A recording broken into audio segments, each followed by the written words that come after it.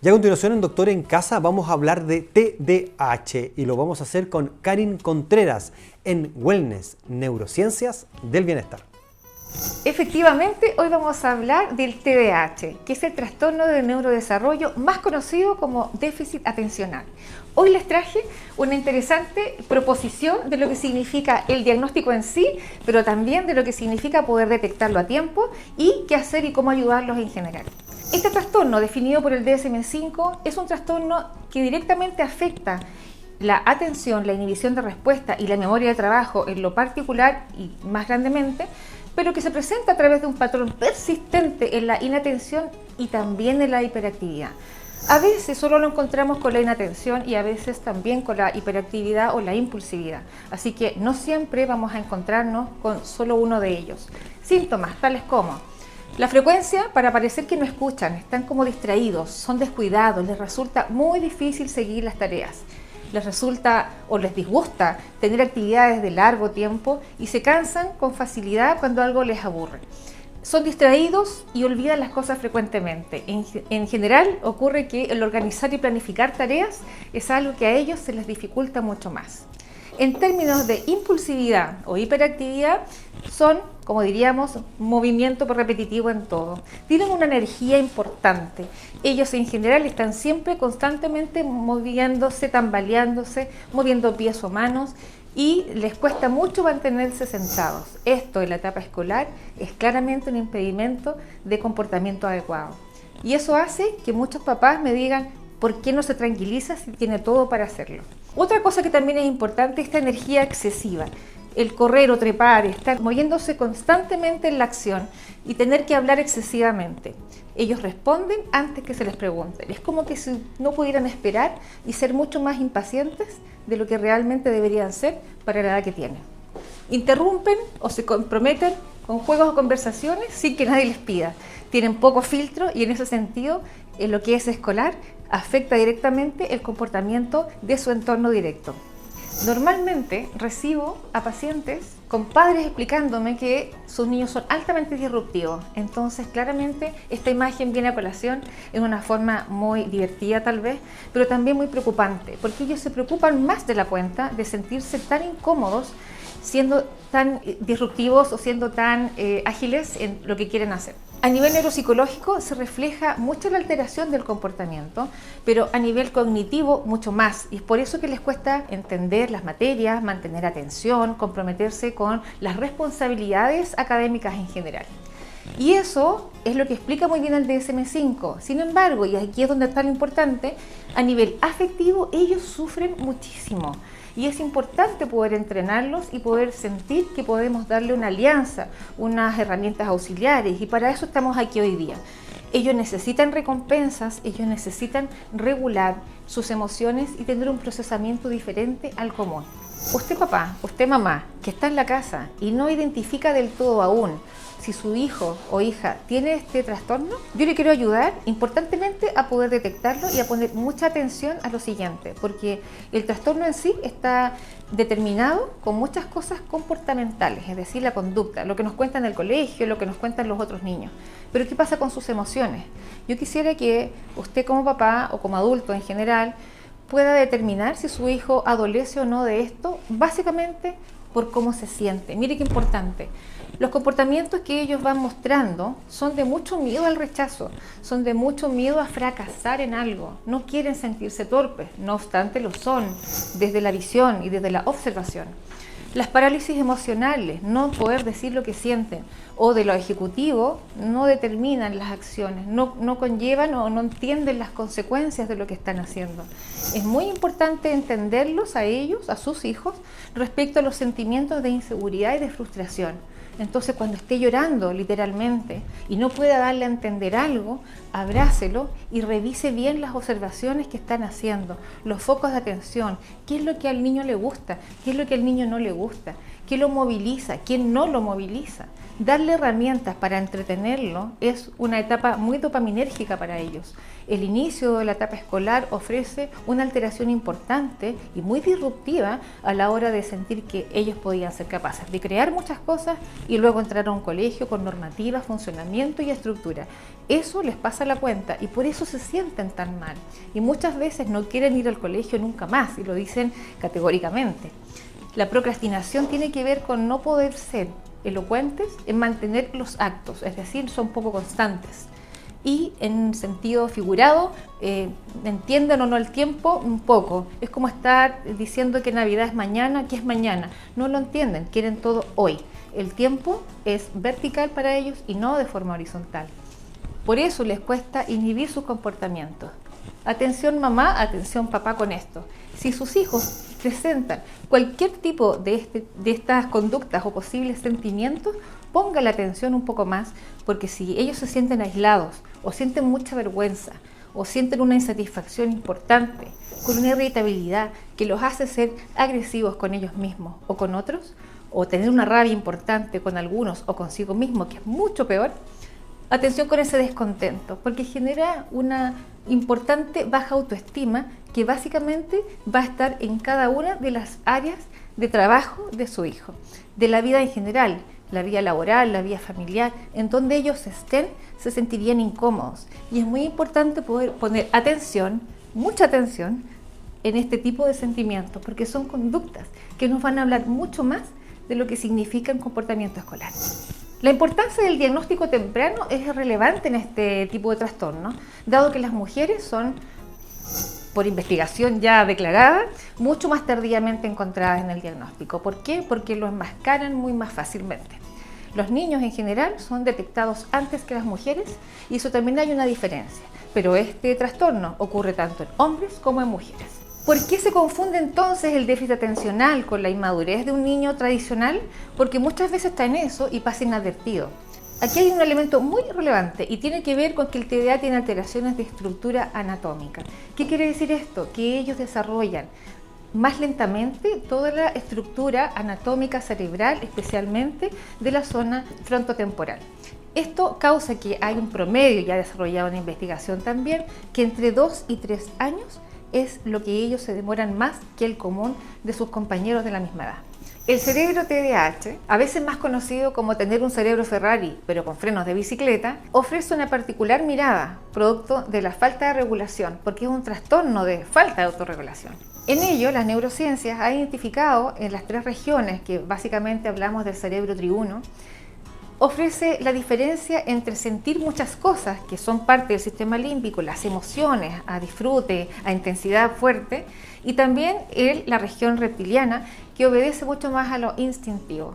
Cuando estamos con los niños, teniéndolos desreguladamente haciendo cosas que no se confunden o no saben bien hacer, ofrece que están siempre viviendo en este mundo de la fantasía y no comprenden análisis y cosas que tengan que ver con la racionalidad, que es justamente todo el sector frontotemporal que está en disminución de tiempo y tamaño porque anatómicamente aún no están terminados de hacerse. Es como pedirle a un bebé que camine. No lo pueden hacer, no lo pueden entender. De ahí la relevancia de poder comprender que las regiones de ellos, al poder desarrollarse, esta siempre va a ir un poco más atrás y recién a los 16, 18 años ya va a tener como determinado esta área del cerebro. Y desde ahí puede enfocar de una mejor manera las aptitudes analíticas o la racionalidad y la objetividad que uno esperaría que hubiese tenido antes. Un niño de 10 años parece de 7 o de 6. Y así sucesivamente. Siempre tenemos que retornar a que tiene 3 años menos de la edad cronológica de sus pares. Es muy importante poder abastecerlo desde ese funcionamiento y entenderlo familiarmente y con amor y con tranquilidad de que ellos tienen que aceptar esta condición. Esta patología no termina nunca y es la facultad que tiene por entenderla, aceptarla y sacar lo mejor de ellos. ¿Dónde poner atención entonces cuando se trata de este diagnóstico? Porque al parecer esta inmadurez es difícil de detectar. Particularmente diría yo que ahora vienen como las características y el fenómeno que son ellos, porque son grandes creadores. Por ejemplo, un nivel de creatividad importante. que se va mostrando en los juegos, en las animaciones con otras personas, en las conversaciones que van teniendo. Su capacidad de visión macro es perspicaz, sin lugar a dudas que ellos pueden contemplar muchas cosas sin que nadie se las explique y captar lo que está pasando en su entorno con mucha facilidad. Son irreverentes, son distraídos, dan respuestas de pronto a algo muy complejo, no esperando que así sea. Ese es uno de los puntos que más me gusta escuchar en consulta. Y también arriesgan más de lo necesario, porque como tienen esta emoción tan involucrada en querer hacer y querer sentir las experiencias, entonces no se miden. Y eso también involucra que esa intensidad capta también el no poder explicar qué les pasa o por qué hacen las cosas que hacen. Esta intensidad justamente les juega a desfavor en lo que significa el comportamiento y la conducta. Hablar mucho y tener estas inquietudes tan diferentes también tiene que ver con gustos más raros o bizarros o particularmente no esperables para la edad que tienen. Y de pronto están interesados en cosas mucho más intelectuales que las que uno no espera. Cambiar de intereses fáciles o de deporte uno tras otro porque se aburren mucho también es algo que a los padres les afecta, pero en ellos se siente mucho más importante desde el me estoy aburriendo y esto no me produce una motivación, es decir, una dopamina. Necesitan estar largos momentos solos porque esa es la forma inconsciente además para poder autorregularse. Recordemos que los niveles de dopamina son importantes para ellos porque son pura emoción y por lo tanto pura motivación. Eso explica estar en hiperfoco cuando lo están y cuando no lo están, tener estas parálisis ejecutivas tan poco entendidas a veces por los educadores y los padres. Uno de los datos más importantes que me gustaría compartirles es significativo porque trata de que el TDAH no es solo el único trastorno que esas personas tienen. Cuando logramos diagnosticar el TDAH nos encontramos que el 80% tiene un segundo trastorno y en un 55% tiene un tercer trastorno. ¿Por qué se da esto? Porque el trastorno de ansiedad, por ejemplo, muy probablemente esté en el primer comportamiento secundario. Y esto permita poder entrenarlos mejor o de mejor forma con aquellos que tengan. Podría ser un trastorno del sueño, que se ve muchísimo. Podría ser otro tipo de trastorno como obsesivo compulsivo también. Podría ser cualquiera, sí, y ya está en determinada investigación dicho de que nunca vamos a encontrar a un TDA sin otros trastornos. Por eso la relevancia de poder entender cómo apoyarlos en el inicio. Normalmente cuando no son diagnosticados podemos encontrarnos con otros trastornos o con otras patologías, por ejemplo de depresión o alexitimia, que tiene que ver con no poder decir en palabras aquello que se siente, es decir, las emociones las capturan y se confrontan a no poder expresarlas verbalmente. La depresión mayor o la distimia, que no es más que lo mismo que la depresión mayor, pero en menor consideración de valores, es decir, son más suaves. Pero mucho tiempo, muchos años, las personas pueden pasar adoleciendo de distimia o depresión mayor producto de no haber entendido su TDA. Entonces, ¿cómo podemos ayudar a estas personas? Personitas o personas grandes. La medicación, sin lugar a duda, va a ser una de las cosas más importantes con un buen psiquiatra que además sea experto en TDAH. Lo importante de esto es que exista la captura o el inhibidor de la recaptación de dopamina. Ellos tienen problemas con este movimiento entre la dopamina y el deseo de hacer las cosas. Entonces, el medicamento en general les va a ayudar y les va a estimular a mantener una saciedad, una tranquilidad y un equilibrio mucho más fortuito a la hora de adaptarse a su entorno laboral o escolar. El avisarle a la familia, que todos sepan que su hijo o su hija o su pareja tiene TDAH, es importante porque claramente es importante educar a la familia y decirle que no es su culpa, que no va a entender ciertas cosas. No por lo pronto, no porque es muy chico, no se ha desarrollado lo suficiente. En este aspecto, el mantener el deporte se hace absolutamente necesario, o sea, siempre lo es, pero en este caso mucho más. Sin lugar a dudas que la dopamina que ofrece y la oxitocina que ofrece el deporte va a regularlos en forma automática. Y tampoco es raro encontrarlos con que quieren hacer más de un deporte o más de una actividad. Es justamente porque quieren abastecer y sentirse cómodos con aquello que les motiva. Ese es el punto de inflexión que ellos tienen en general. El uso de reguladores emocionales, y en este sentido existe el molchino completo, pulseras, pelotas, bandas elásticas, un montón de recursos que hoy por hoy se están vendiendo cada vez más, incluso como en el recurso del cerebro neurodivergente. ¿Por qué es tan importante esto? Porque esto los ayuda, son herramientas auxiliares que claramente los compromete a estudiar mejor, a tener pausas activas de mejor manera y a jugar en tanto hacen otra cosa. Jugar es lo de ellos, son niños permanentes incluso en la adultez, cosa que me encanta. También es importante poder tener como en el estudio o en la actividad del estudio, ya sea su dormitorio, una pizarra, ojalá grande, si no un bloc de notas o cualquier cosa que tenga que ver con tener colores destacadores y cosas para poder implementar. Ellos necesitan tocar, ellos necesitan interactuar con el medio. Ellos no aprenden por repetición, ellos aprenden por interactuar, por estar entretenidos y por ojalá tocar las cosas y sentirlas como la experiencia misma. Entonces, la vigilancia y la calidad de higiene del sueño obviamente que también va a ser importante porque eso va a lograr regular y compensar el descanso, porque tanta actividad requiere mucho más descanso. Hay una particular instancia que me ha gustado mucho probar en mi consulta y que tiene que ver con la música. En general siempre la música es buena, pero el ASMR en los niños TDAH son increíbles.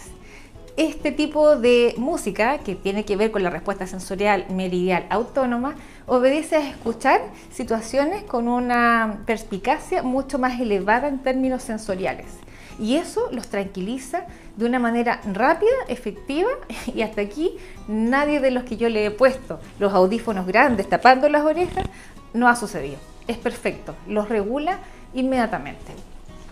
La música va a ayudar, pero también los audios o cuentos de audios, cosa que ellos vayan elaborando su creatividad mucho más. Ellos tienen más capacidades creativas y estos tipos de audio los va a ayudar mucho más. Aportar en el aprendizaje práctico y no teórico, la repetición, lo había mencionado recién, es importante porque ellos necesitan el medio para interactuar. Motivarlos externamente es lo que hay que hacer como adultos, incluso cuando eligen un trabajo. ¿Por qué? Porque si no se sienten motivados con lo externo, entonces ellos, por sí solos, no tienen la capacidad de autogestionar dicha motivación. El TDAH y las funciones ejecutivas que están indicadas acá, que son las 8 que más conocemos, básicamente cuando son adultos se va a reflejar en la capacidad o en la incapacidad de poder ejercer lo siguiente, que son 5 principales instancias. 1. La capacidad de inhibir el comportamiento, o sea, frenarse cuando debe frenarse y no actuar cuando no debe actuar. La capacidad para usar imágenes o usar este mapa mental como memoria de trabajo. La pizarra ojalá la ocupe toda la vida, porque eso le va a ayudar a saber qué siente, cómo lo siente y qué podría hacer con eso. La capacidad de hablar consigo mismo. Nuestra voz comanda la vida y sabemos que si nos hablamos y nos retamos y nos tratamos mal, obviamente esa sensación de insatisfacción o de frustración podría aumentar y eso conlleva otros trastornos que no queremos que tengan. La capacidad para controlar las emociones entonces se retorna como lo más importante de todo. Si ellos logran comprender, aceptar y entender su trastorno, entonces van a tener toda la fórmula, no solamente para ser TDAH, sino para ser los mejores TDAH.